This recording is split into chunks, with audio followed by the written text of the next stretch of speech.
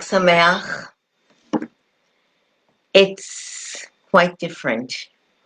I haven't done anything in English for a very long time. Good evening, Shalom. I hope you can hear me and see me, and this is my first English video lesson in a very, very long time. I absolutely decided some years ago that I wasn't going to do it anymore, and so I concentrated everything into Italian, and of course I'm doing 2 Italian lives a week. It's a lot, but so many of my friends from all over have asked me to teach in English, so that's what I'm going to do. And of course, today is absolutely the most incredible day to begin, because Lag BaOmer, the 33rd day of the Omer, the Yotzeit, the Hilulah of Rabbi Shimon Bar Yochai, and Rabbi Shimon Bar Yochai is my personal guide, my personal, deeply spiritually connected. He's more than a guide. He is, he's part of me. Let's say it this way. I mean, you take 12 years in the cave, okay? 12 years in the cave. I'm in the cave since the 24th of February. That means basically I've been out twice for 5 minutes. Take a look at what Rabbi Shimon achieved with his son Elazar, Rabbi Elazar, in the cave in 12 years. In 12 years, without food, a carob tree and a spring, Hashem was generous with him.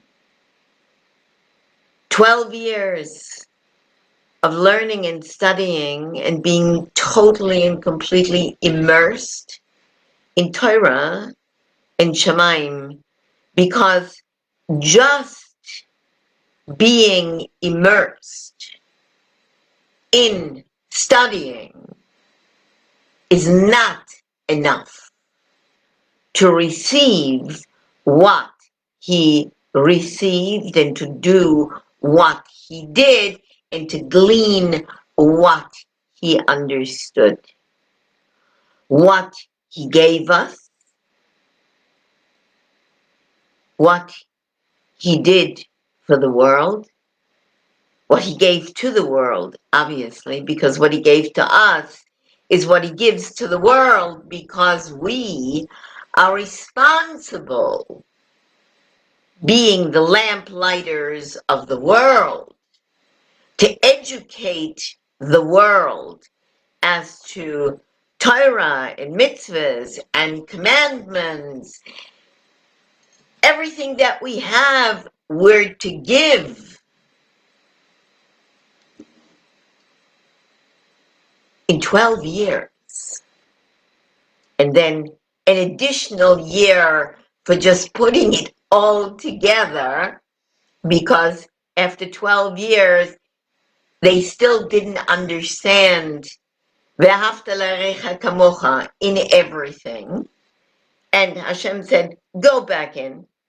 Instead of creating flames in the field, go back another year and take a look at your Weltanschauung, the way you're looking at, quote unquote, the world.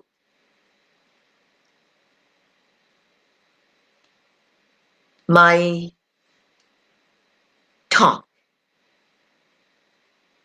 is called Where is My Fire? And that's a very, very important subject today. I'm in a cave. I can't go to the fire. I can't go to Miron. Nobody can go to Miron except for a handful of people that I followed last night. Obviously, Rav Shmuel Eliyahu, my Rav from Tzvat, Hagaon, Hagadol, Rav Zuckman. Okay, there were some people there, but in comparison to 650,000 of last year, it's not even a conversation. Are you aware of actually what it means? Yeah, I'm sure that you are because you're living it. To want to do something, to be able to do something, and not to be allowed to do it. Okay? Hundreds of thousands of people want to go and connect with Rabbi Shimon Bar Yochai on the day of his Hilulah, on the day of the brachot ad blidai, of being able to ask him for anything and everything. And since he said that his merits alone take away the gzera from the world, add to this Rav, his son Elazar, and what do you get? You get Kisei Kavod, basically in front of your face, handed to you, and everything is okay. But I can't go. And you can't go either. At this stage of the game, we have to completely and totally change our mindset, because we can't go to Shemayim either. We can't go looking at Hashem. We can't go whenever we want to the kever of Rabbi Shimon, okay, and make tefillah. We can't do that with Hashem. Can't go there. Go there, stay there. However, that brings to mind a completely different concept. And that concept is, he has the ability to come to me. He can visit me. He can be my guest. With him, I can talk in my house, making a little fire, having my Yotzeit candle, speaking to him, praying to him, sharing with him my utmost, my pain, my loneliness, my depression, my need, whatever it is that you've got. You don't have to go. You don't have to touch the kever. You don't have to make the trip. You don't have to put yourself out. Today, you're just like him, like what he understands and what he went through and what he knows intimately well. is to be sitting at home thinking about going, not being able to go, and inviting him to come and light the fire. Not outside, but inside. That's where the fire is. You can go to Miron from today till tomorrow. You can make bonfires anywhere you want. Near the kever, by the kever, in front of the kever, and back, not important. But that is not what it's really all about. That is what he wanted. That is, no question, a moment in time, today, Lag BaOmer, to really connect physically at the kever with the fire. All correct. But there is another way and another possibility, and Hashem is giving us, each and every one of us, the possibility to use our creativity, our belief, our emunah shlema, our desire, our need, everything that we've got inside today and should have every day, to go to our fire, that which we have inside, and say, Rabbi Shimon Bar Yochai,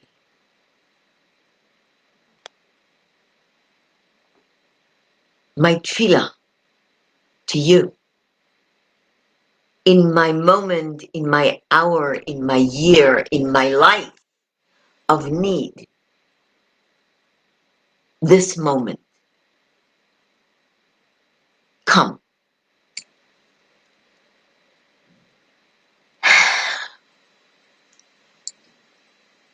We just finished the parsha, Emor. Emor means to speak. My whole life is dedicated to speaking. My whole life is dedicated to the words of sound, to the sound of words, to the sounds of sounds, to the connection of sound, to the connection of the inner to the outer. Do you have any idea what immense opportunity we have at this moment to really connect on the inside with the power, with the fire, with the knowledge, with the potential of Rabbi Shimon. Rabbi Shimon, there is no one like Rabbi Shimon, and there will never be until Mashiach. Rebbe was close, but nobody touches Rabbi Shimon. Why? Because what he received from Hashem, what he received from Rabbi Akiva, and what he received from Emor, speak, he gave to us, he gave to the world, he gave obviously to his companions. And what bothers me what bothers me, and terribly so, is that instead of taking Zohar literally,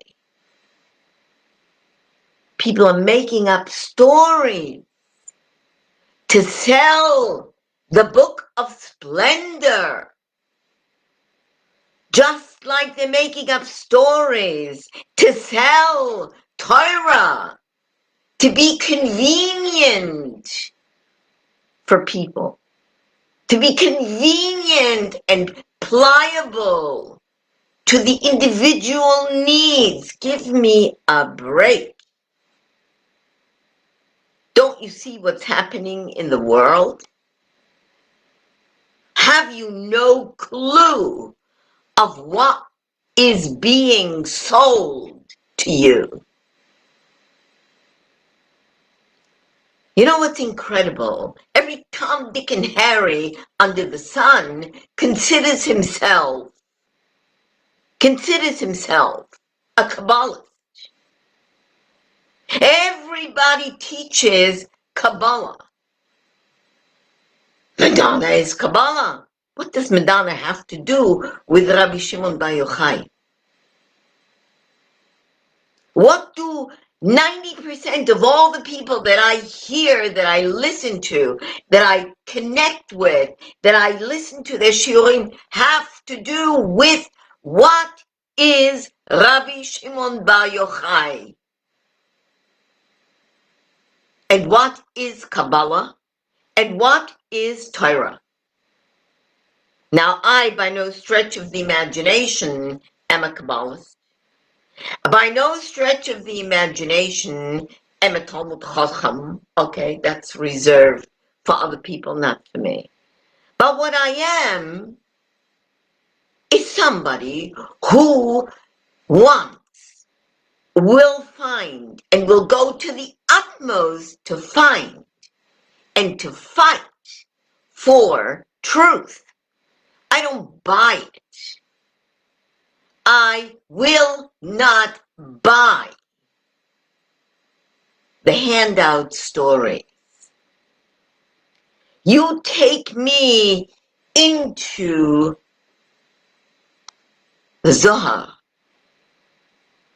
and you show me and you translate for me.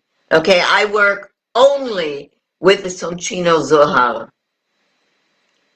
And I will take you in our future lessons, lectures, conversations, conferences, call it whatever you want, directly, word for word, into the Zohar with translation that you, who are being told it's way beyond you, will understand every single word. So when Rabbi Shimon speaks, and when he says what he says, you will be clear, and there will be no conversation and no question. If you ask a question, it has to do with you. It doesn't have to do with the clarity of how he explains. It's like when Hashem says, speak to the children. Know that if you don't keep Shabbat, I will take you out of the book. The people, you're gone. Okay? Moshe Rabbeinu says, take me out of the book. His ego was totally not destroyed, thinking that he was giving up. No, wasn't giving up anything. What he was doing was taking a stand for his people. Torah is taking a stand for Hashem's people. Rabbi Shimon Bar Yochai takes a stand for his people. Everything that he says, everything that he does, everything that he did, everything that he gave us, everything that he put in front of us, every concept, comes directly from Shamayim. And when you're quoting Zohar, don't quote me something. Quote me exact words, not your interpretation of concepts that you think might fit into what is being taught today, and what is acceptable today, and what is plausible in this world. Well, this world, take a look at where it is. In a period of a month, every structure, everything was finished. And if Hashem wants to, okay, completely finished. We're talking about rise of anti-Semitism. Rabbi Shimon had the Romans. The rest is history, obviously, before and after. It's always the same. It's not a new story. Now there are theories that CO has something to do with us. I hate to say this, but everything has to do with us. When the weather is no good, it's us.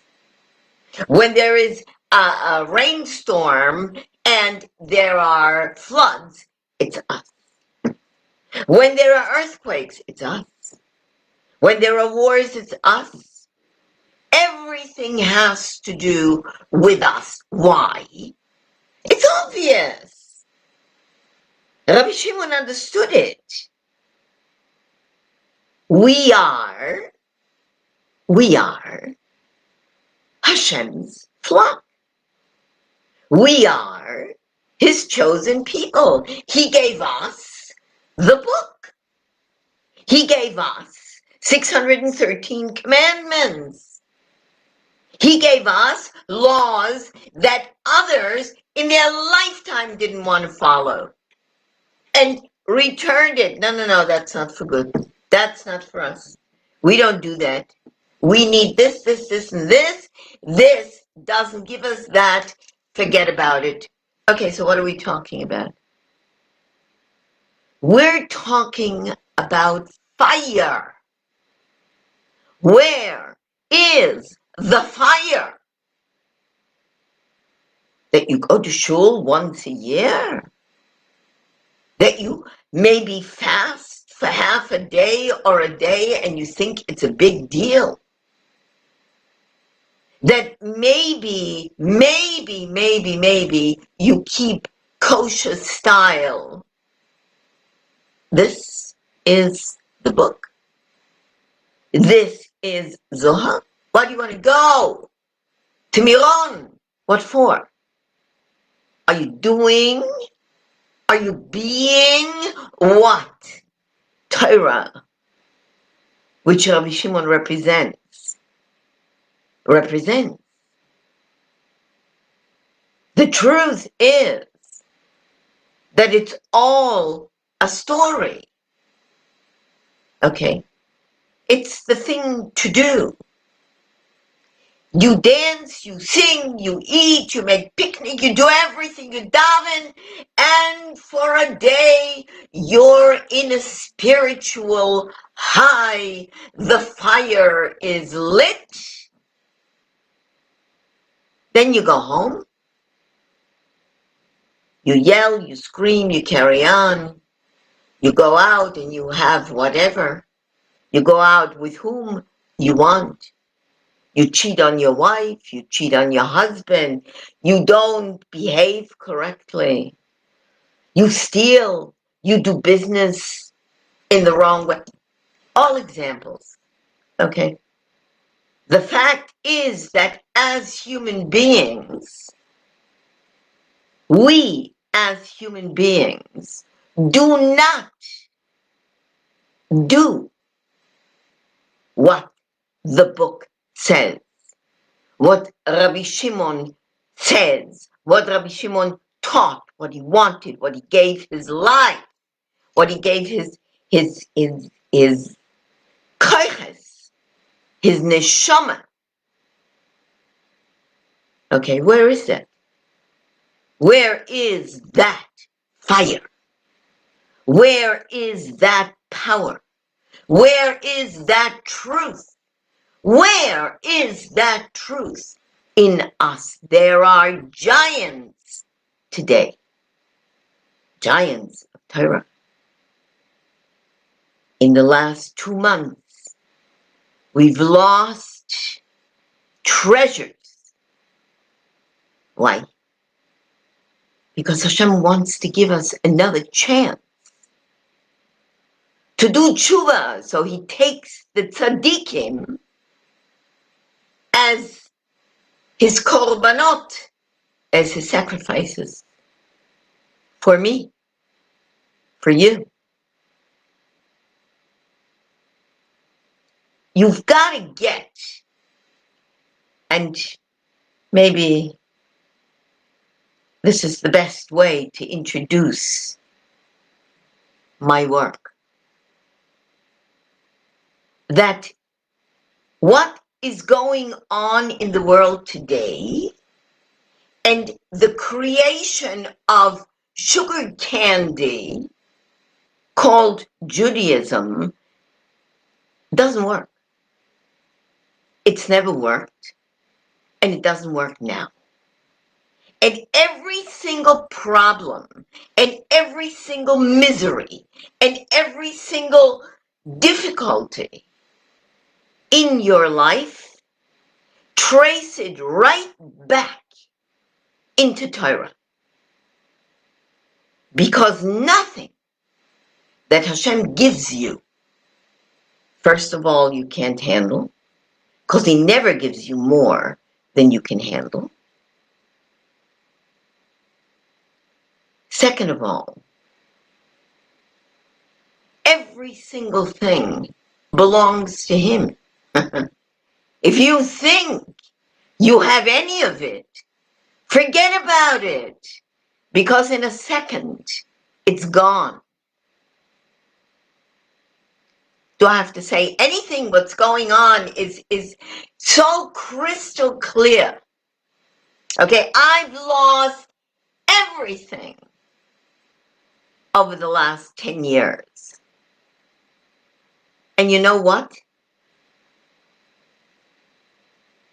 Obviously, Hashem didn't want me to have it. Because if he wanted me to have it, I would. But whoever has it is burning. And I said, and Rabbi Shimon totally says, don't worry about it. Don't worry.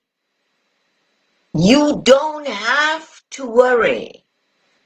Hashem will take care of it. And he does. And whoever does you wrong, and you put it into Hashem's hands, maybe not today, and maybe not tomorrow, and maybe not in 6 months or a year, but the price will be paid every week. He tells you, every week Hashem tells you, do this, do this, do this, do this.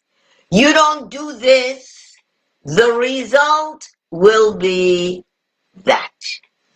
You know, the interesting thing about really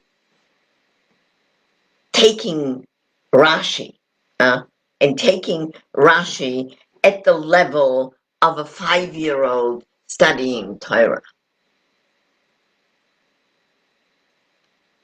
If you don't get it at 5, you're not going to get it at 75. Why? Because Hashem is talking to his children. His children. His children. Unborn children. Generations of children. All of the information is written inside our DNA. You can't get away from it. I tried. A long time I tried. Walk away. Much easier. Blend into the woodwork with all the rest of the blenders.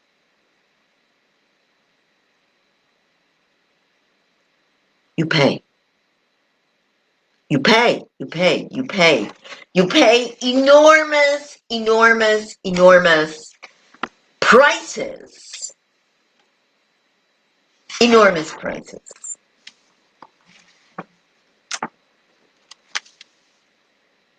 There was something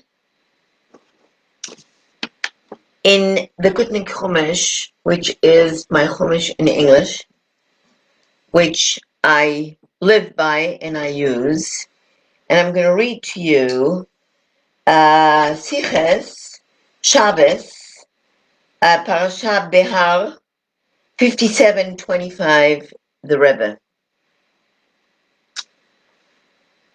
The status of the Jewish people in exile is compared to that of being sold into slavery to non-Jewish masters.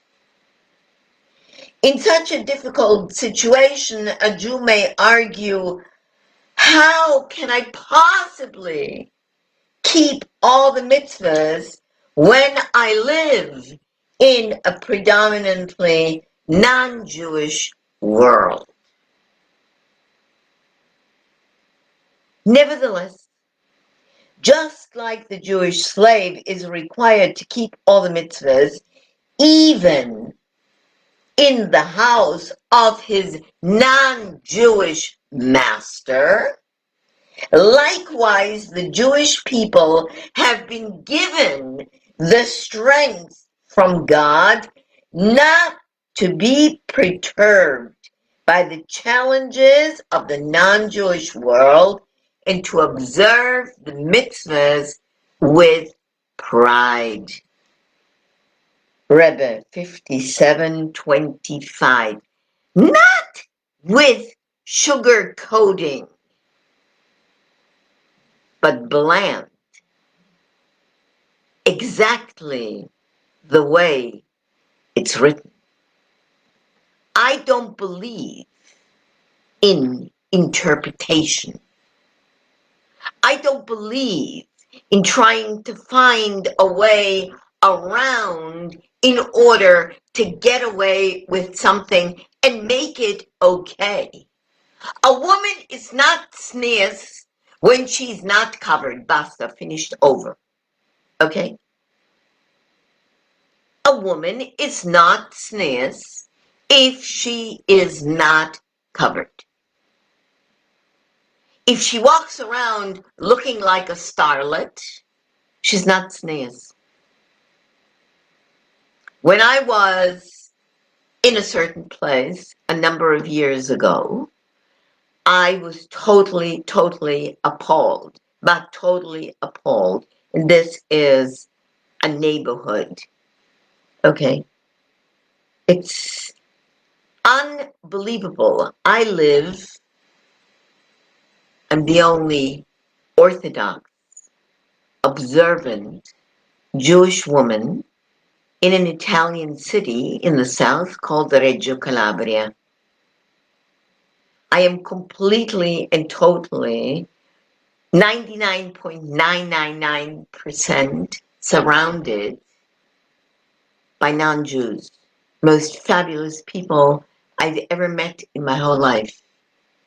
Closer to Ve'ahavta l'orecha kamocha, love your neighbor as yourself, than anybody I've ever met in my life. Unbelievable. We'll talk about it at a different occasion.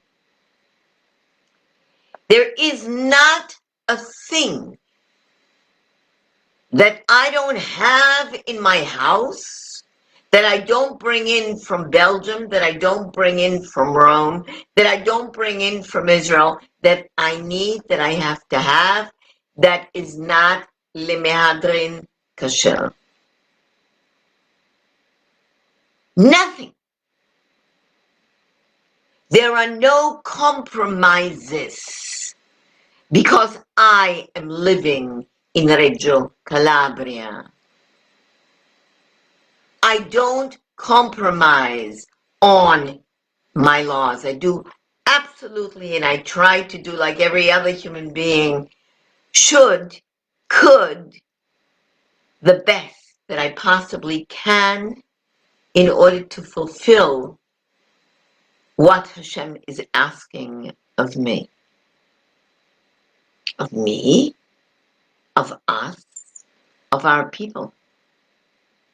When a Jew is a Jew, lives as a Jew, behaves as a Jew, keeps himself as a Jew, you wouldn't believe what I'm telling you. Trust me, I live it.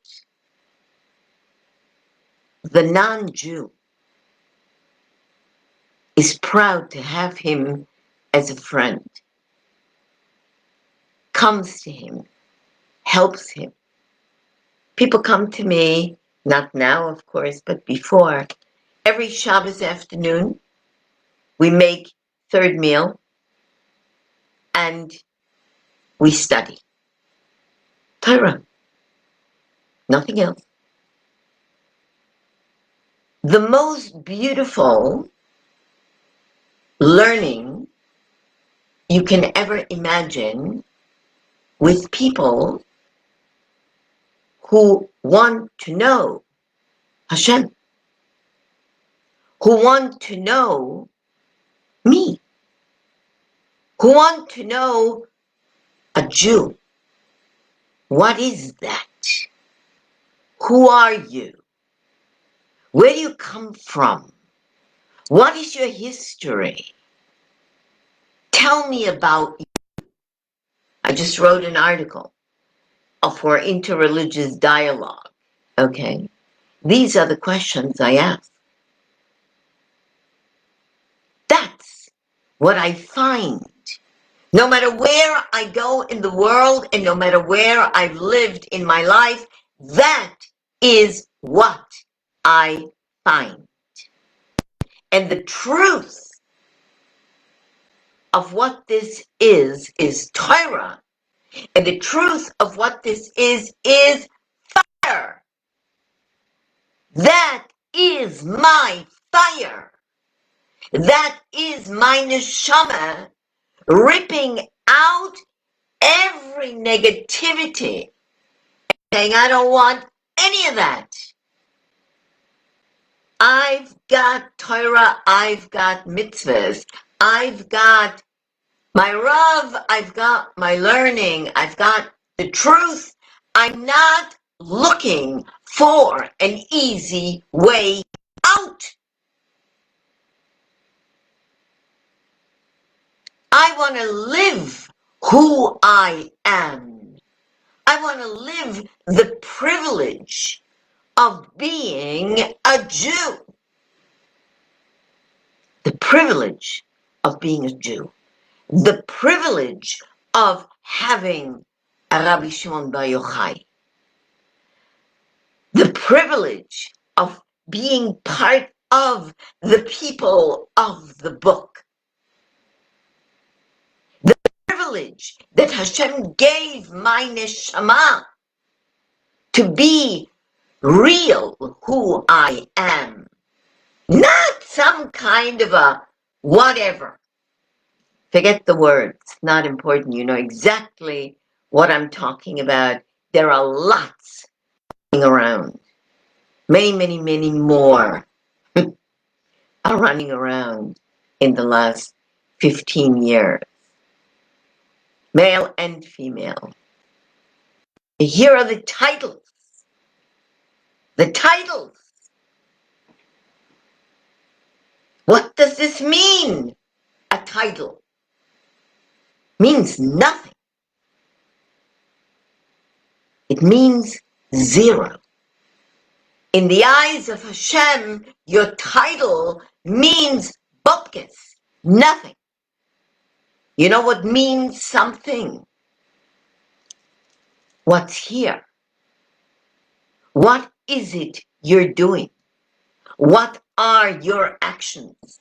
What is your speech? How do you behave to your neighbor?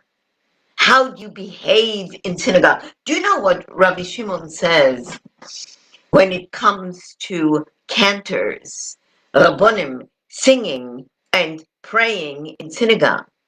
Do you know what he says? And I wrote a code, I wrote a book on the whole entire decoding of the voice in the Zohar, okay? That absolutely should be locked up according to some.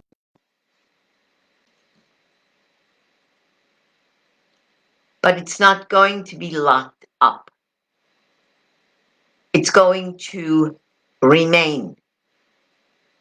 It's going to remain in eternum, forever.